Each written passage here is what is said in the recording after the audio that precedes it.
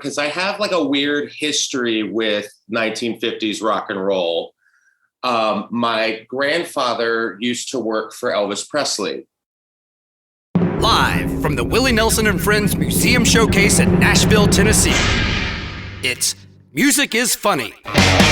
Musicians talking to comedians about music and comedy. With your hosts, Raelyn Nelson and Jonathan Bright. I'm still smoking, I'm so high, I keep toking, I'm drunk, but I'm still drinking too. Welcome back to Music is Funny. I am Raelyn Nelson. And I'm Jonathan Bright from the Raelyn Nelson Band. Back with another ridiculous and unnecessary intro. New Music is Funny podcast game. Every time JB decides to tell us how old he is or that he is the same age of the comedian that we are interviewing, you take a drink or smoke some weed. That's fair. And every time that Raelyn Nelson pretends to write something important down on her little piece of paper, take 2 drinks and take 2 hits. Ladies and gentlemen, Justin Martindale. That's my job. I wore my Lori Morgan shirt for you guys today. Nice. My friend Waylon Payne's good friends with her. Oh, yeah? Oh, and I got my hair all big, so we're good. Wow, fantastic. Looks great. Hey, this is my co-host and music partner, JB. Hi, JB. Justin. Nice to meet you. We're old friends because we got to hang out at the parking lot at the Comedy Store a couple of weeks ago. And I'm really sad that I missed the live porn that happened that you guys were talking about. Now, can you tell me, because it was in the hotel across the street that has the video game lights on it, right? Yeah, it's the old House of Blues, which is now the Pendry Hotel, whatever that means. Yeah. And I even called this because I was like, they're building a hotel and the rooms are going to face out to sunset. Oh, we're going to get some freaks. We're going to get some freaks.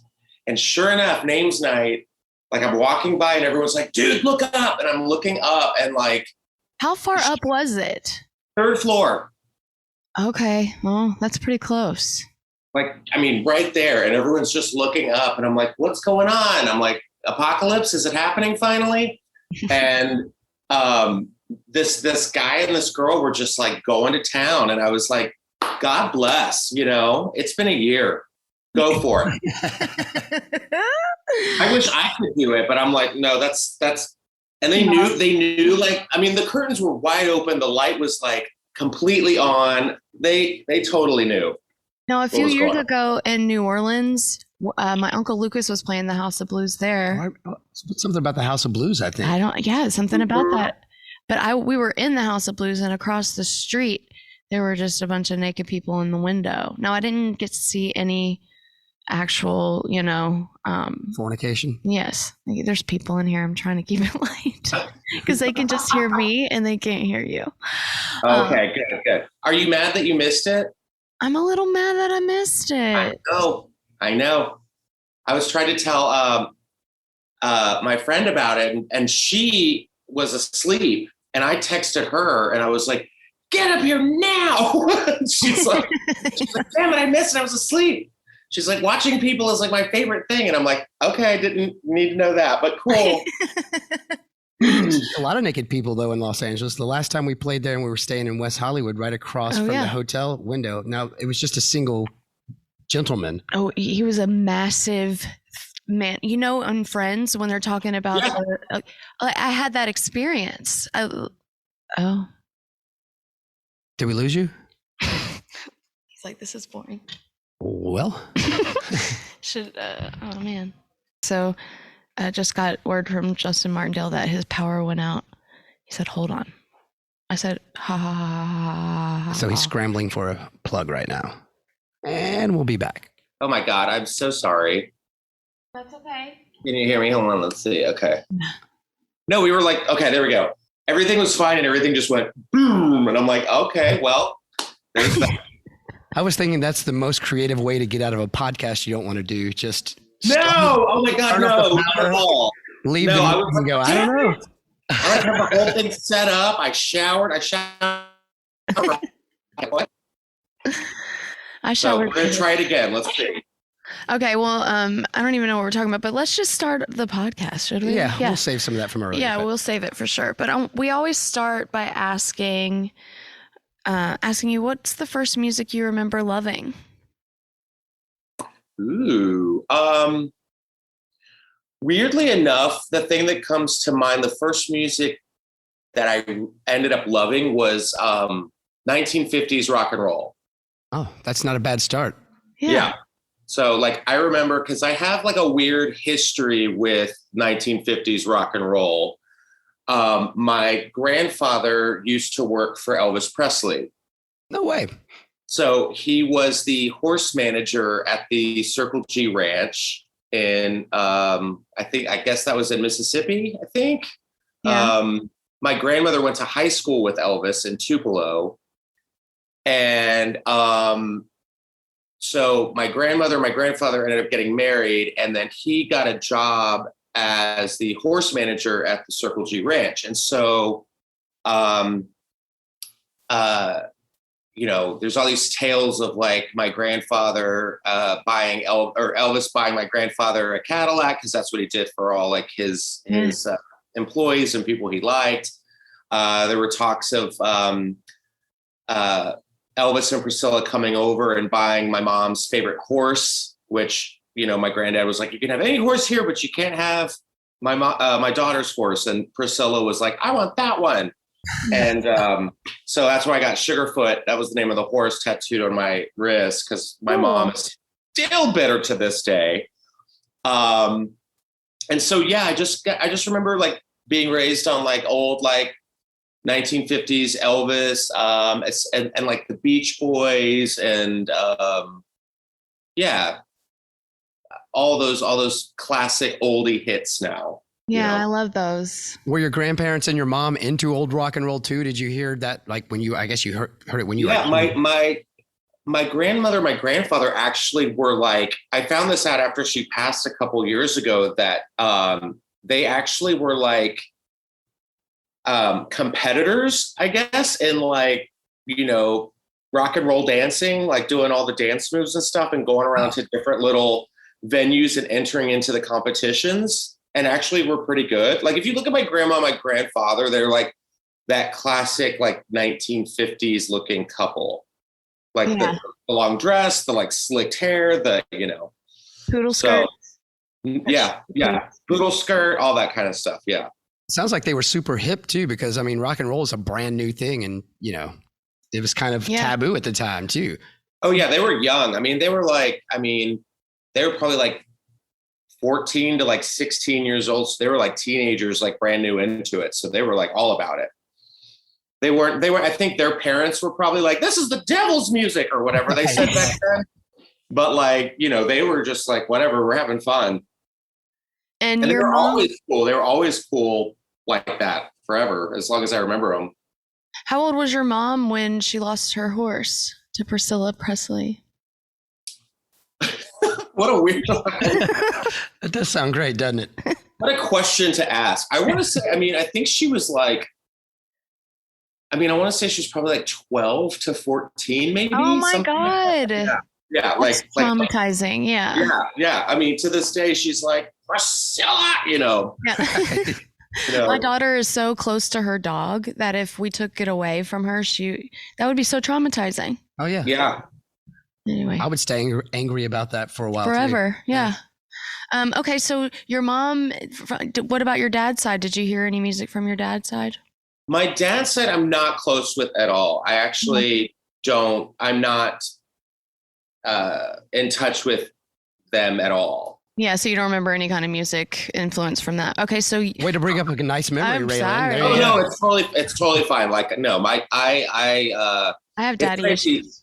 I don't know my biological father's side of my family at all, but my stepfather's side of the family, they got married when I was 4, and so I was kind of introduced to, weirdly enough,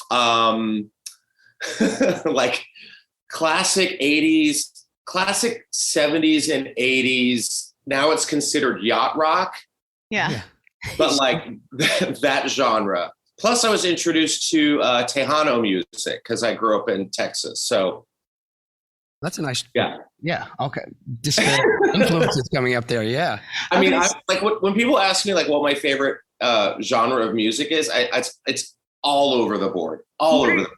And what are you listening to now when you listen to music? Well, back up a little bit. Like once you got to your teenage years, did you rebel at all against the 50s music of your parents and find something else, or was it just a natural progression?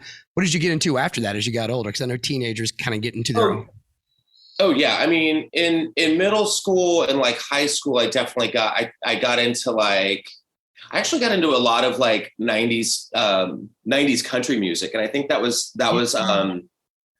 Texas, influence. But I mean, I still listen to like classic 90s country. I was actually listening to it this past weekend in Arizona. I had some shows out there, but yeah, like classic country. I was listening to a lot of like, not grunge, but like Alanis Morissette and Smashing Pumpkins, and but also like listening to I mean, like the hip hop, like the Fugees and Fiona Apple and all those jams. Right. Jewel. Yeah.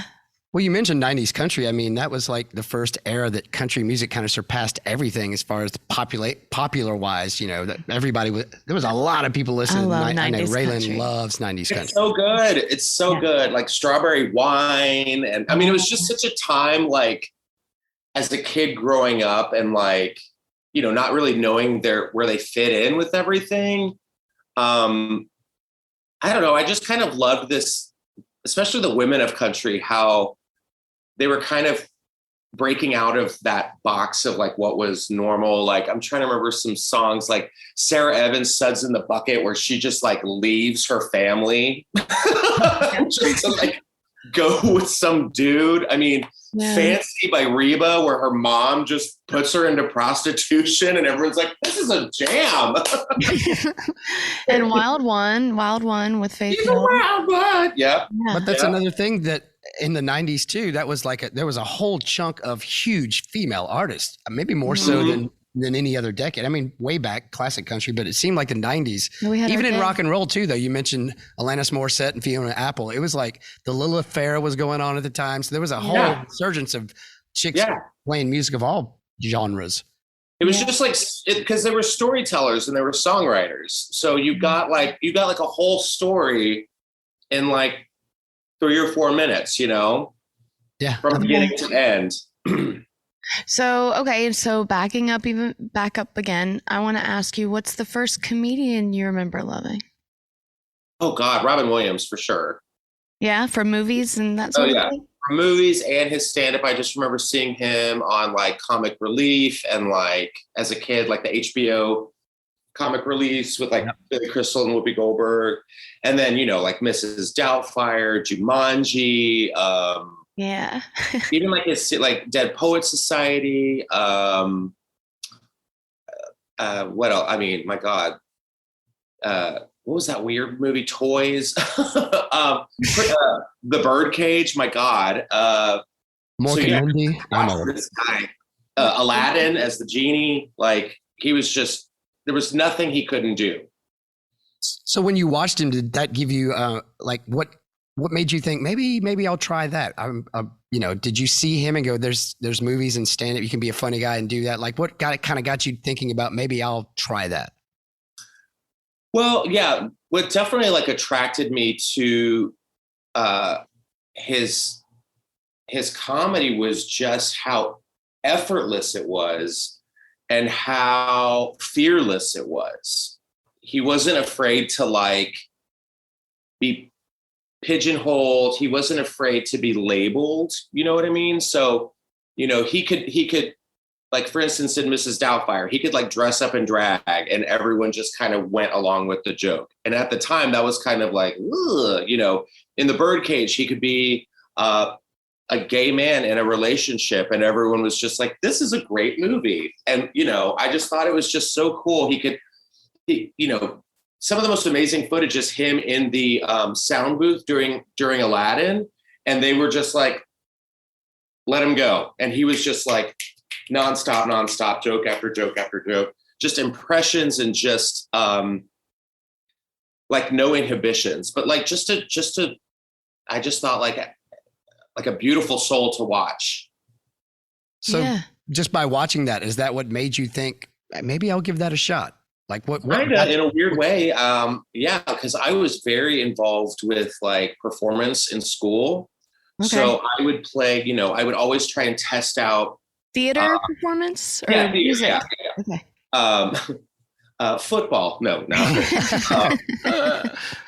God, I couldn't even imagine. No, it was a way for me to express myself, and it was a way to, I would watch Robin Williams and just be like, oh, if he could do that, I want to try it out and see if I can do that. So I would play like old people. I would play leading men.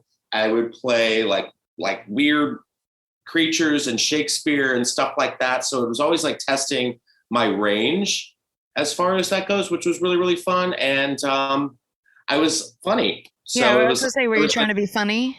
Yeah, but if there was like a comedic role, I would like definitely want to play that role. But at the same time, growing up in the 90s, the late 90s,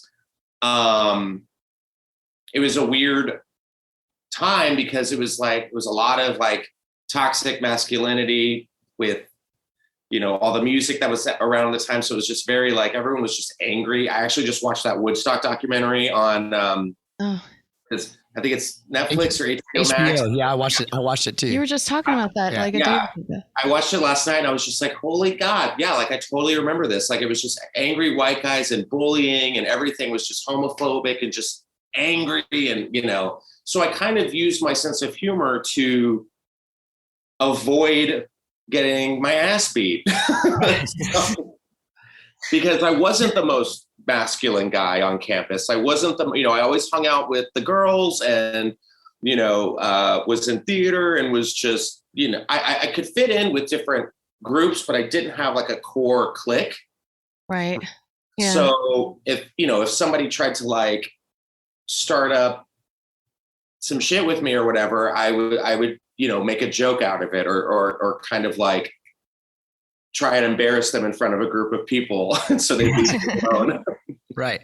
So what age were you when you first did your first actual stand-up? Like, oh God, I was 28.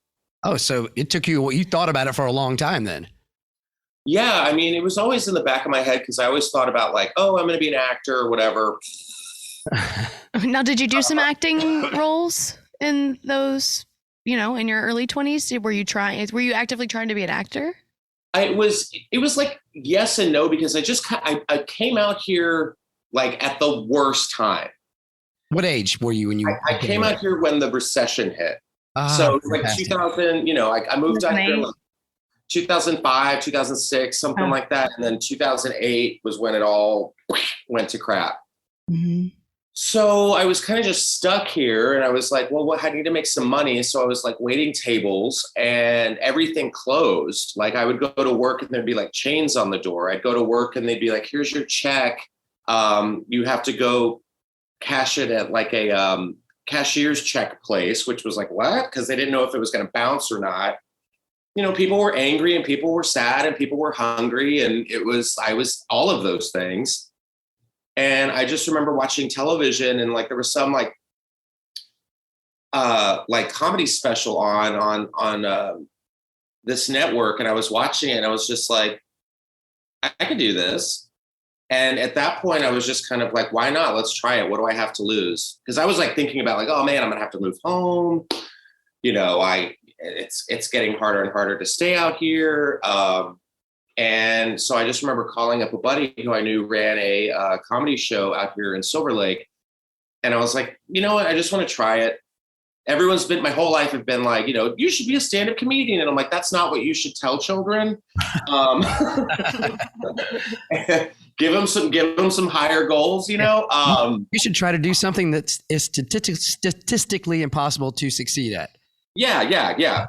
And so the guy was just like, his name's Bruce Daniels. He was just like, yeah, I'll give you 6 minutes. And I'm like, that's such a long time. Wow.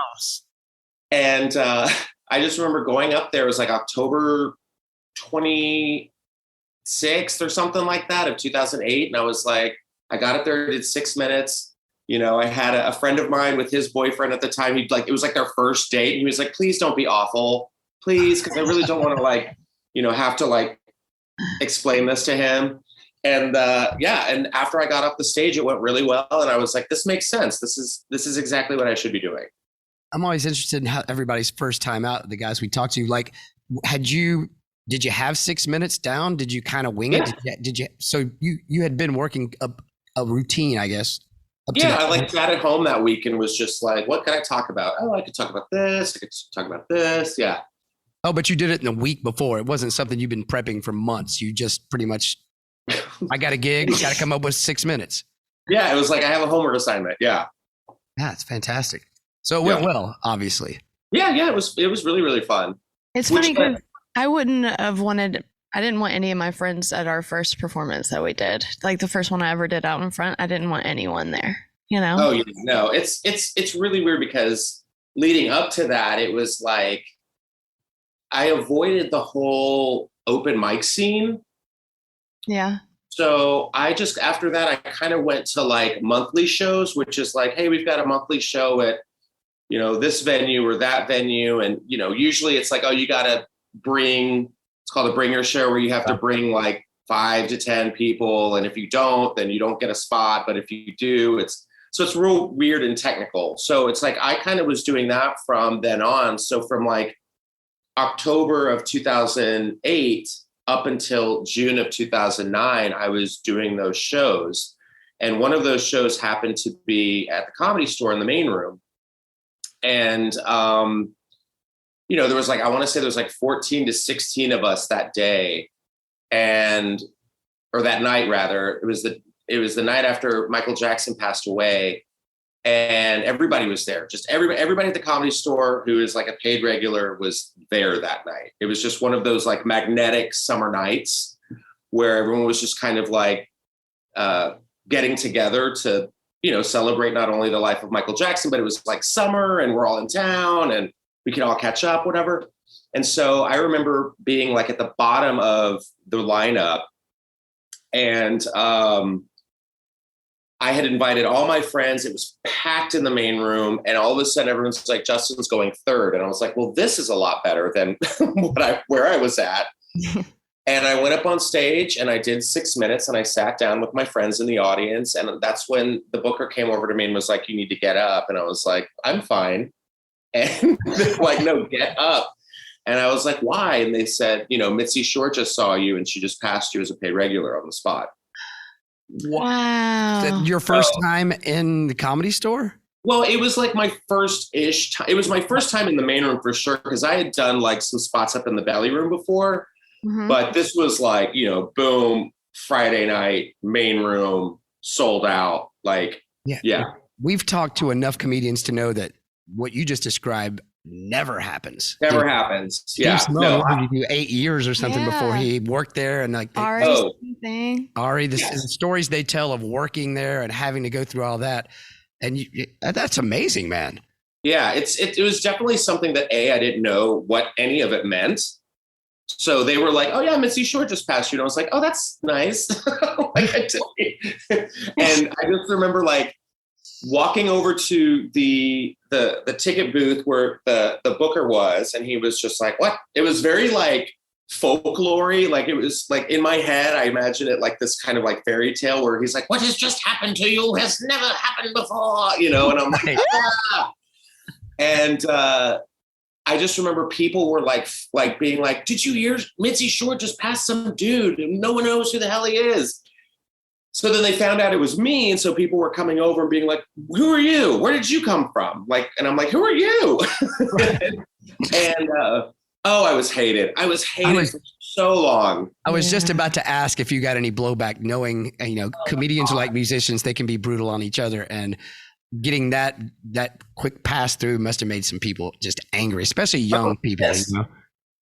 Pissed. I mean, it was just like, you know, you had a whole bunch of people who have been trying for years. And then you have a lot of people who were just like, you know, who's this guy? And like, what's his story? And he's gay? She passed a gay guy? Like there was definitely some like animosity about that too. Like we don't have a gay guy here. What?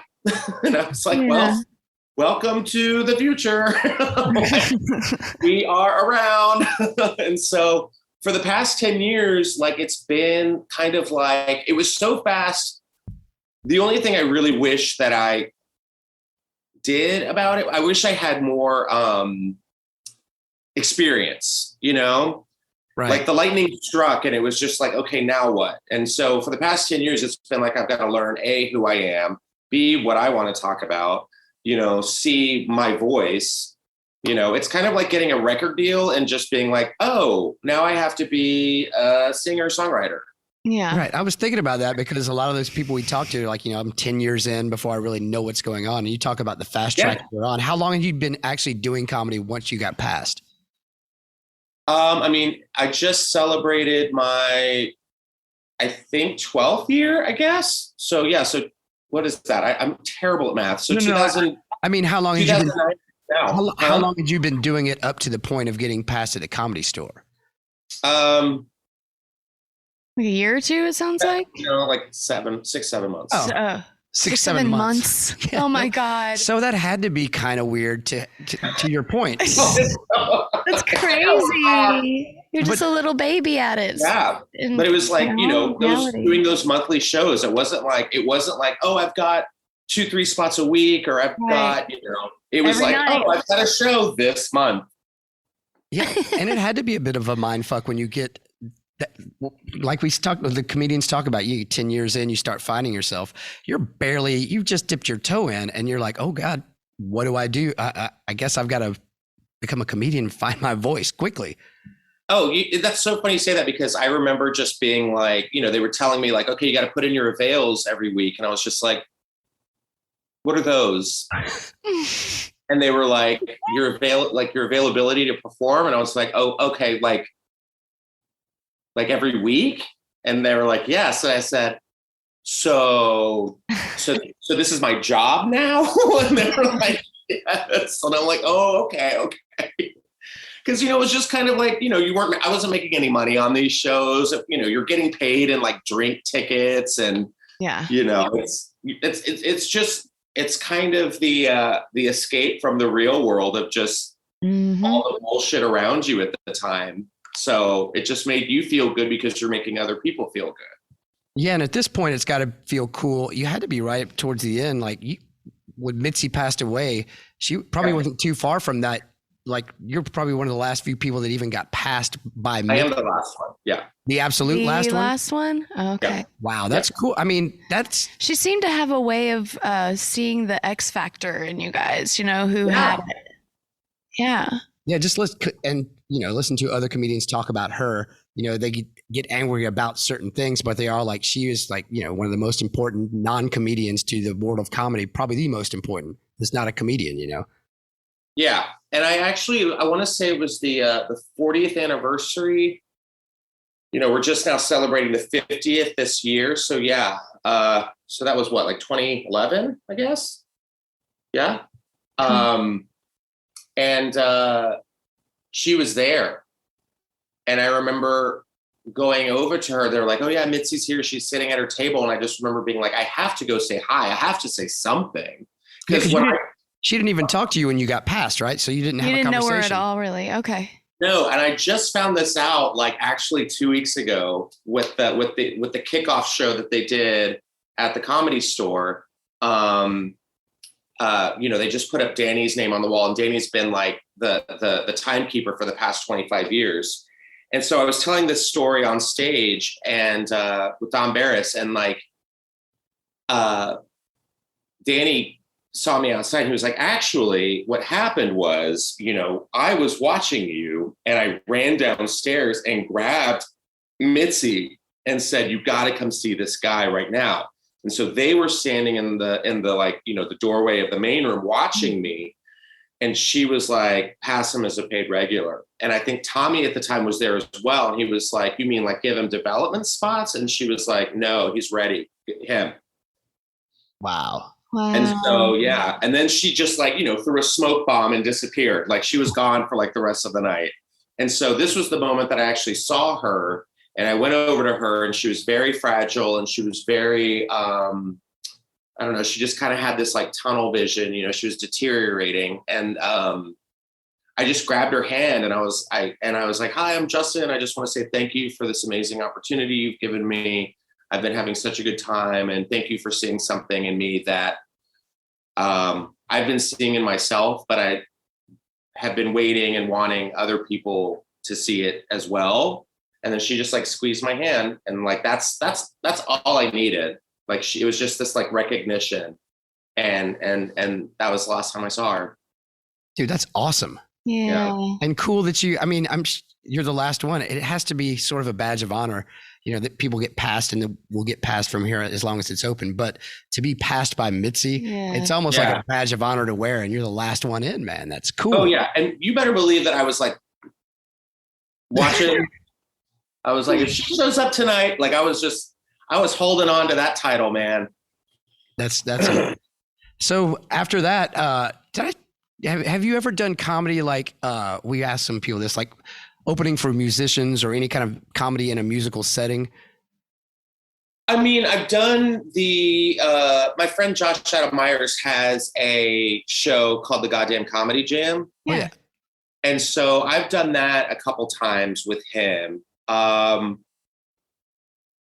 I've also done like maybe some improv style riffing, you know, with piano players. I mean, but yeah, I thought, you know, his shows are really fun because you get to do a set, and then you sing with a live band a song that really was kind of pivotal to your growing up, or something that's kind of resonated in your life, or and it's really interesting to see like the song choices that everybody picks, and just having that moment of just like rocking out on stage is just so much fun. But it's scary. It's so scary because it's like a comic is so like wanting to just do their set, but like when you're like, oh, I gotta sing, you're like, oh God, it's so much more terrifying. I think, oh, I don't know. So- You know, we're such fans of comedy. We tell jokes in between our songs, but when they bomb, I get to be like, all right, time to, you know, one and a two and a, you know. It's not quite as devastating to bomb in front of a music crowd. No. But we've talked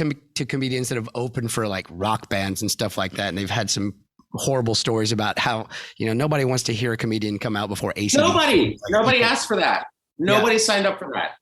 I'd love it, but yeah. What song did you choose to do at the Goddamn Comedy Jam? The first one I did was Freedom 90 by George Michael. Okay. Because that to me was like such a iconic video growing up, of just like having these like 90s supermodels, and like, you know, Cindy Crawford and Christy Turlington and Naomi. I mean, like it was just amazing. And it was just sexy, and it was George Michael, and like, I don't know, it was just so hot. And so I did that one. And then the second one I did was Oops, I Did It Again by Britney Spears, because I mean, come on. Yes. Because I mean, come on. All these guys are playing like Oasis and like, you know, like rock and roll music. And I'm like, okay, we need a moment for Britney Spears. Okay. And if anyone's going to do it, it's going to be me. So I wore like the red tank top and the red leather pants. And yeah, it was sweet. You must have a decent voice, judging from those two songs. No. Well, I mean, Well, they're not easy to sing, you know what I mean? I'm a fan of Glitter and Garbage, which is your podcast that you put out with Justin Marino every Monday, right? Yeah. And you guys sing on there quite a bit. And I definitely feel like I can carry a tune. I can't say the same for Justine, but she gives it a good college try. She gives it a go. She gives it a go. I think I can sing. I was actually singing in the car with my friend Britton in Arizona this past weekend. And we were singing Jamie O'Neill, There Is No Arizona. And she was like, oh, you got some harmonies on you. And I was like, because growing up, I had like just these bitchy theater kids who were mad at me, and they were like, oh, you can't sing. So it really like messed my head up. But I feel like I can carry it. I can carry a tune. Yeah, you can carry a tune. I've heard it. So you never tried to be in a band or anything, did you? No. Have you ever tried to write a song? No, I haven't. You know, Are you giving me a homework assignment? I was just Well, curious. comedians have ways with words. You're a so- writer, so I mean, it's just a different thing to write, you know? That's fun. I could do that. Why didn't I even think about that? I could write a song. Yeah, write a song. When you come to Nashville, you can come to our studio and We'll record it. Sing it? we'll record Okay. it. That's so record it. fun. You can put out a single. People can listen to it on Spotify, and you won't make a You dime. won't make anything from it.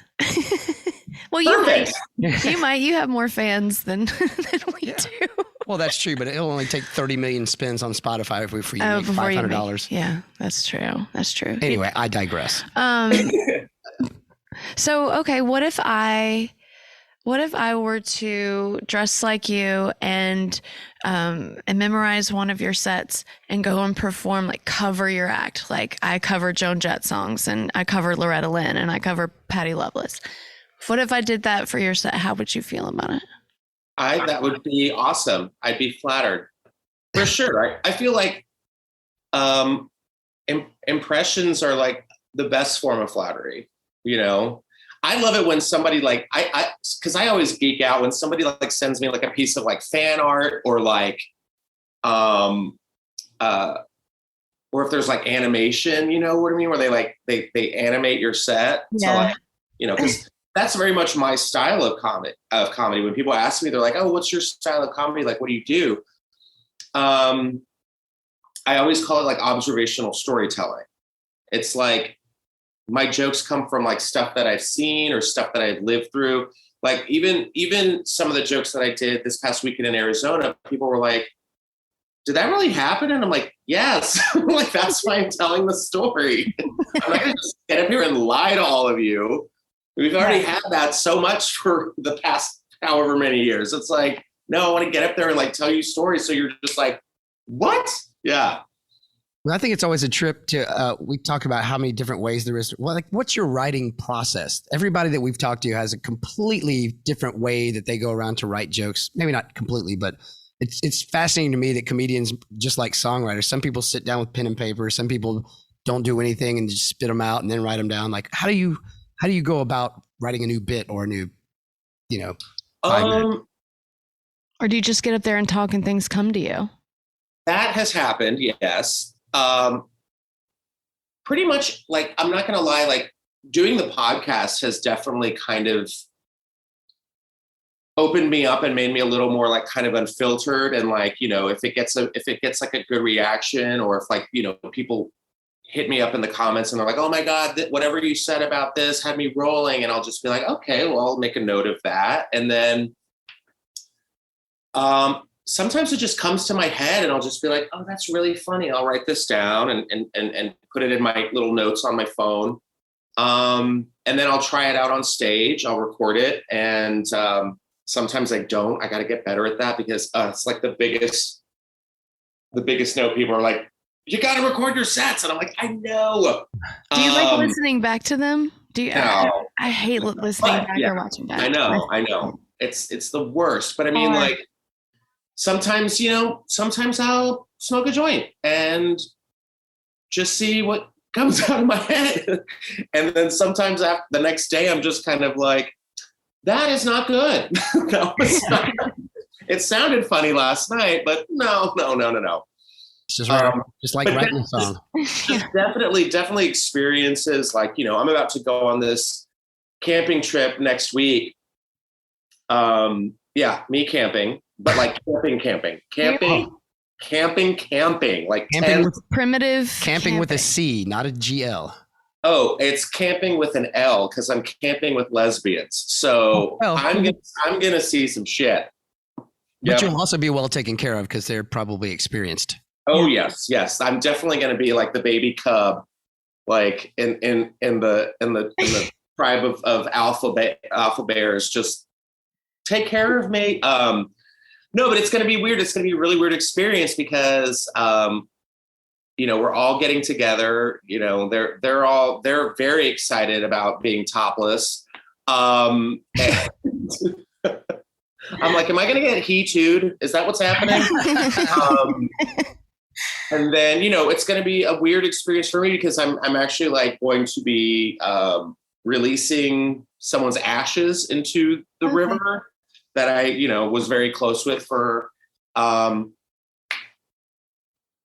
since I started doing stand-up, an ex-boyfriend of mine. So it's going to be like a weird, cathartic, like, experience. So I'm very excited. Will there be mushrooms?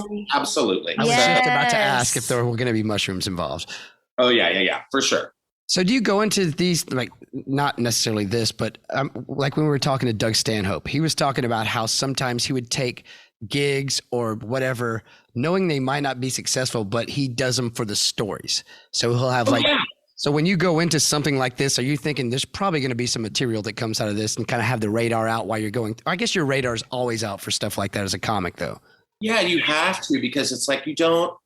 Here's the thing. Like I actually had somebody ask me, which is always weird because it's like, hey, I'm thinking about doing stand-up, and you're like, oh God. And I think, you know what I mean? It's just like, oh, why? The best advice that I can give you is you have to experience stuff. You have to live. And I think that goes with the same with music. And you have to go through emotions and feelings and heartache and sorrow and happiness and ecstasy and, romance and all that kind of stuff. It's like, there's so many times that I'll watch somebody and it'll start off with like politics or, just something that we're just so like, we get it every damn day, vaccines and this and that. I'm just like, there's so much more stuff to talk about, I miss those things. Yeah. And I think that the most entertaining thing about stand-up is humanity. Yeah, that makes sense. Yeah. It's like you can get up there and be like, Donald Trump, blah, blah, blah. And it's like, okay. Or isn't it crazy that, sex and it's just, I like kind of like making it just taking somebody out of the reality for 15, 20 minutes, 30 minutes, 45, an hour. And just, who cares? We're all here in this together. It's not this person versus this person. It's not this race versus this race. It's like we are all an audience. And and I'm going to give you guys a moment to forget about your kids, forget about your job, and we are just going to have a good time and laugh. And then afterwards, we can all be assholes again. That's why you go to a comedy show, is not to listen to politics. There's political humor, that people that are really good at it, but the stuff that's just you're beating over the head with daily is it sounds hack when somebody goes up. It's like really a coronavirus joke. Yeah. And there was a moment like last week where I was watching Eliza Schlesinger on stage. She was about to bring me up on stage, and she said something that really stuck with me. She was making this joke, and it came across as like, now it kind of came across as like, woo, tongue-in-cheek, racial, whatever. Nothing bad. She was just saying, that Asian people are good at math, pretty much. And she stopped herself and she was like, can I say that? We all know, right? It's been said for years. She's like, no, they really are. And then she said, we have to realize that there is a fine line between hate speech and then breaking somebody's balls. Big time. Yeah. And I was like, yeah. I was like, that's so true. Yeah. Like me and my friend, if you're breaking somebody's balls, you're going after the stereotypical thing to make fun of them about, and they turn around and do the same thing to you. And, it's in the intent. And that's what we do to each other. Especially I couldn't even tell you how many times, like, I've just been walking down the hallway at the Comedy Store or somewhere, and someone's just been like, well, X, Y, Z. And I'm just like, okay, because that's what we do, and that's what we should do. And that's what being a friend is. I think if that's how you like someone, Yeah. And busting balls kind of keeps your ego in check. If you get a little too outside of yourself and you got good friends, they're going to make fun of you. And you're going to be so embarrassed, you're never going to do that stuff again. For sure. Or you might. Fuck you guys. I'm going to go do that again anyway. Yeah. Now, Exactly. Do you think, do you think other comedians use your podcast to practice material? Do I think that other comedians? Or you or other comedians? I know for a fact that I am now doing that. Okay. Yeah, I wondered. It's a good spot to try, right? I mean, why not? Yeah. Why not? Well, don't the lines get... And you never know, because it's like, it could happen on stage where you're saying something like, I had a joke this past weekend that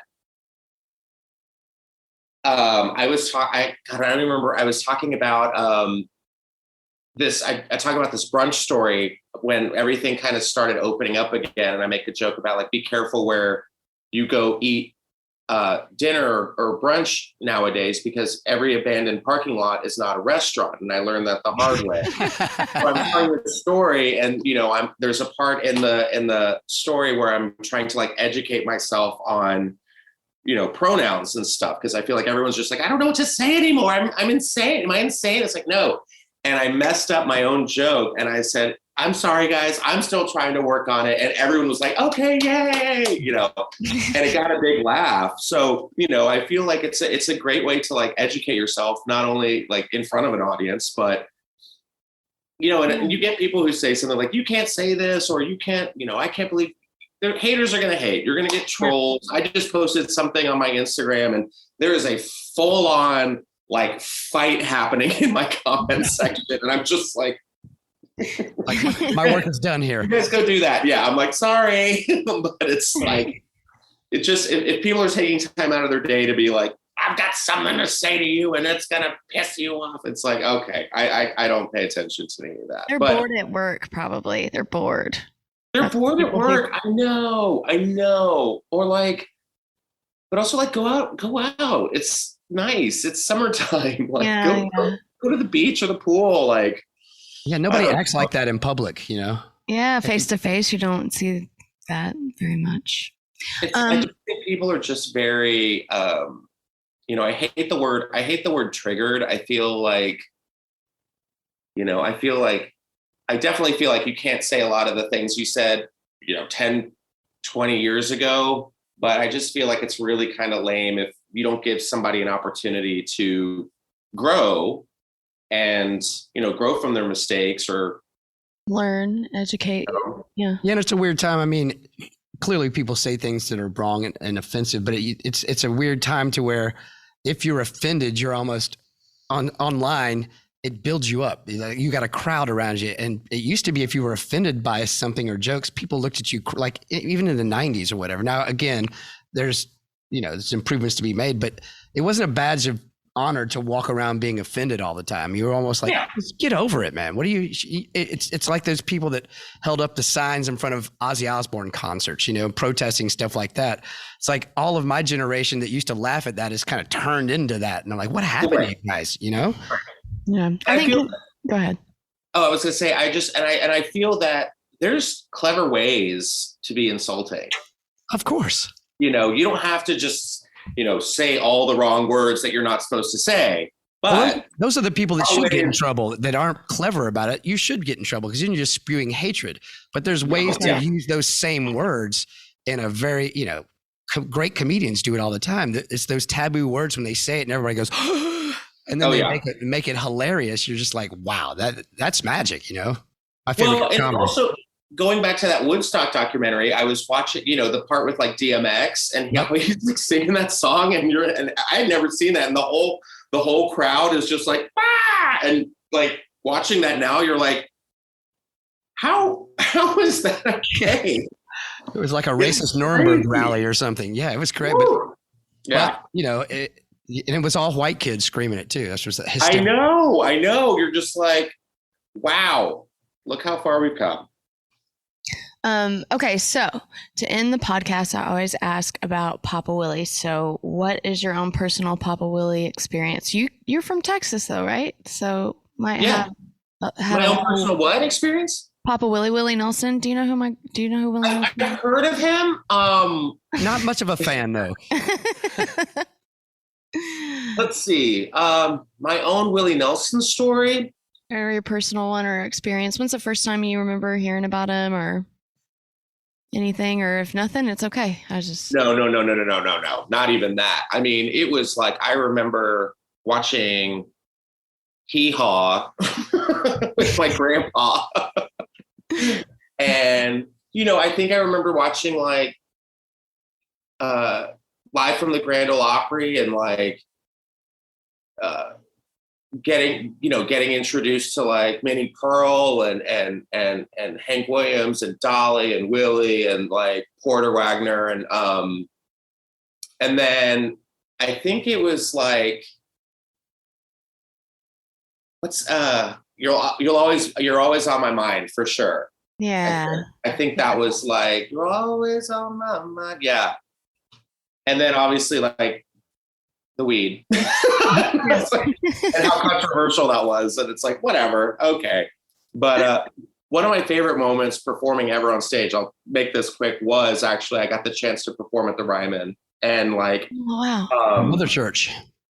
Huh? They call it the Mother Church of country. Oh yeah, it was crazy. And like getting there and looking at all that history, and like they put me in the Women of Country Music dressing room, and I was like, like, oh, it was perfect. And like just walking, I was telling this story to my friend, like I put on my boots. I remember I was wearing my boots and I was walking across the stage and just looking at all the indentations of the stage, and you're like, all of these are like some of the great like boots digging into the stage and like, timestamps. And just like seeing the crowd, and then all of a sudden the crowd got like crazy quiet. And I just remember being like you always see it in like a movie where someone just grabs the mic and they're about to sing or something, and they just take that moment just to like breathe. And then I was like, Music City, how's it going? And everyone was like, ah! And I was like, okay, we're good. So yes. Yeah, it's a cool little piece of history to be a part of. And what was that for? It was for a tour. I was on tour with Jim Jeffries. Oh, that's so cool. Standing on he was, and he's Australian, so he's like, what the fuck's a Ryman? I don't give a, what is that? And I'm like, oh my God. Like, and my mom got to come see me, so that was even more special. And some guy yelled out that he wanted to have sex with my mom, and I was like, okay, well, that wasn't how that was supposed to go. It was real special. I don't think Carrie Underwood had that problem, Oh my God, I love this. Thank you so much, Justin, for doing this with us. Yeah, man. Thanks for sitting down. This was great.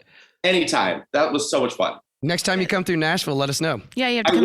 will. I'm trying to think. It sucks. I was supposed to go out there, but I have another tour date that I'm doing instead. But as soon as I get there, I'll hit you guys up for sure. Okay, good. Please do. Thanks, man. All right. You got it. Bye. Bye.